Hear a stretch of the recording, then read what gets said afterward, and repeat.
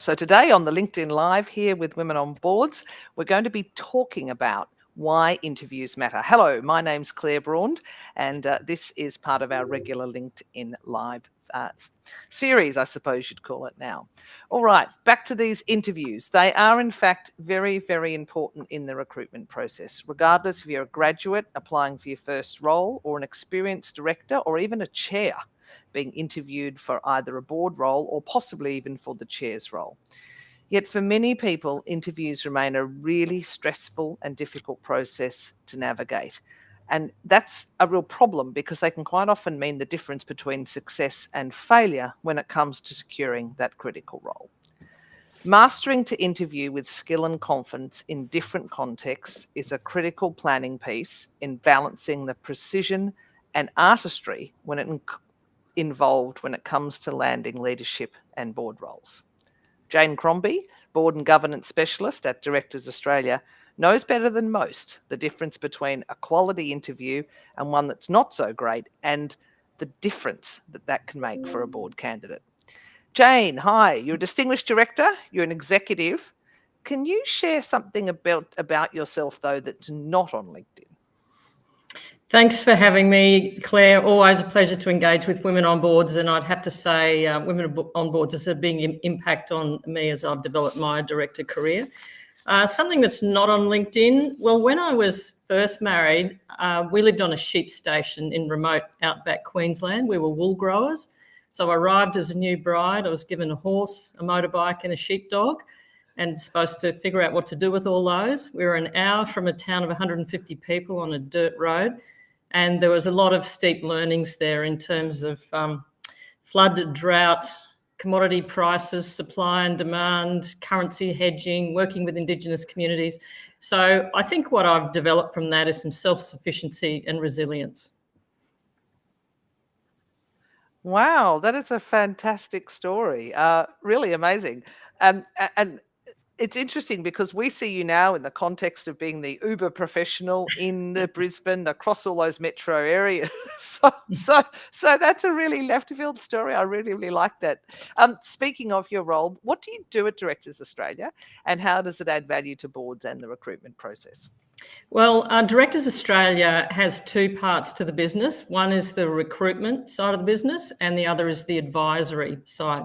So I'm actually one of the consultants on the advisory side, and I specialise in board performance evaluations. I do governance workshops, board composition matrices for boards, sometimes remuneration advice increasingly for not-for-profits thinking of paying their directors for the first time.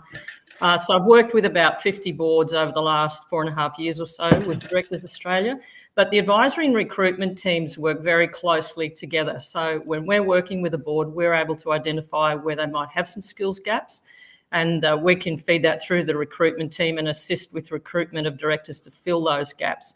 The team over on that side often asks for our suggestions particularly if they've got a board role that's not advertised, which some of them aren't, they're private. They will ask us for suggestions to fill a role description from our networks and from the clients we work with.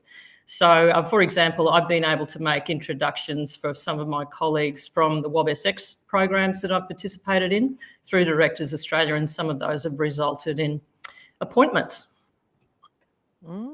Great to hear. Great to hear that network is working really well. So as a member of a board-only specialist recruitment firm, you'd have some pretty strong insights into why interviews are so critical to people's ability to secure a role. Yes, so you start the process usually with a CV or cover letter. That's like your movie trailer. The interview is then your opportunity for the whoever's doing the recruitment to see the full movie, and also for you to see their full movie as well.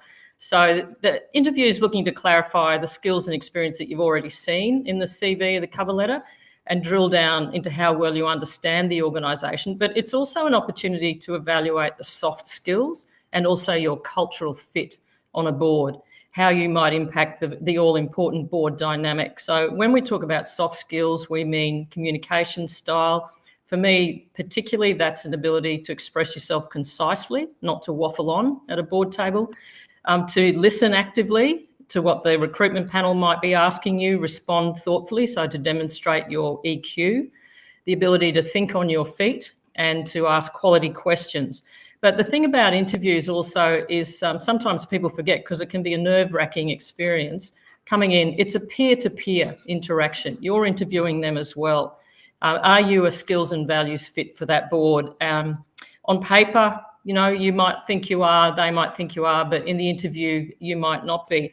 And I had an example recently where I had interviews for a board and a committee. And the board on paper looked like the clear winner from my point of view. But when I got to the interview, it was clear to me that the opportunity to work with the people on that committee was going to be more rewarding and a better fit for me. And that's the choice I made. There are all sorts of aspects to the interview process that really matter to the success of the appointment from both your point of view and the recruiter's point of view.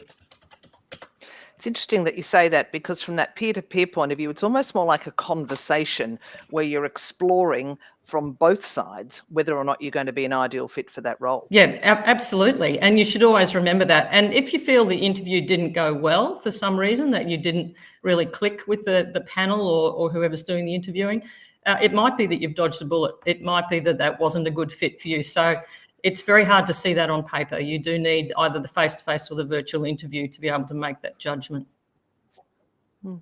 Tell me, is there a one-size-fits-all approach to interviews? And I know the answer to this already. Or do they vary across industry, sector and role massively? So you should always try and find out a little bit more about the interview before you... Yeah, absolutely.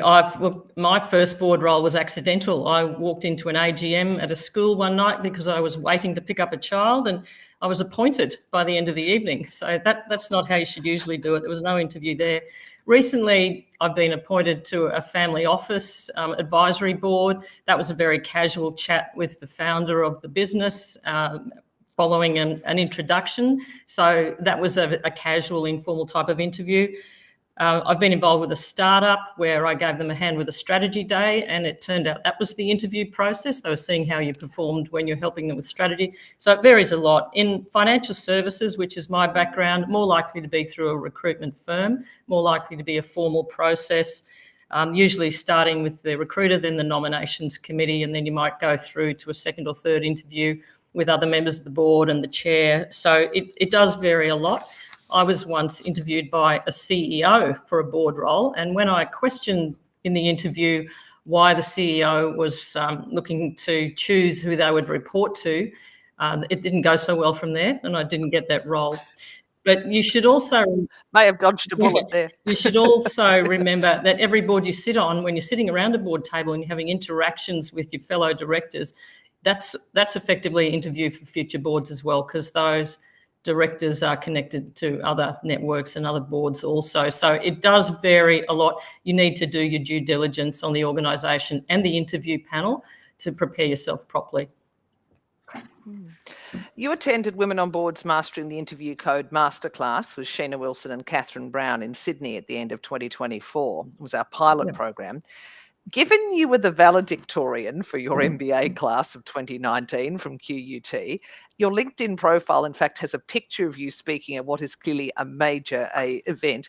Why did you think you needed to improve your interview technique? Well, I did study presentation skills in the MBA, and that's proven useful and given me some opportunities. But when you stand up and give a speech, you've prepared it entirely beforehand. You deliver your speech, you might answer a few questions on a topic you're very familiar with. It's more of a one-way interaction. You have more control over that. And you've been asked to speak by somebody, so it's not a competitive sport like board interviews. So with interviews, they're very high stakes. They're extremely competitive.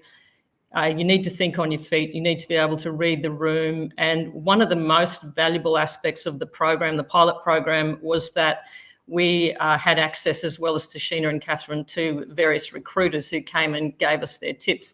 And it also had a bit of a focus on beyond the first interview. So you've got through the first interview. A lot of people struggle to get through the second and third interviews. So the program was very, very helpful in that regard.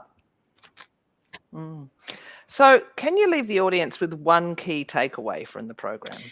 Well, I thought about this. It's quite hard. I mean, there are the obvious things: do your research, ask quality questions, finish hard with a passionate pitch for why you want to join. But I think the thing I took away is always address the elephant in the room confidently and proactively up front. So if you have a skills gap, acknowledge that. If you have a gap in your CV because you've taken some time out, acknowledge that. So everyone can move past it quickly and then they don't start wondering about it when you're out of the room.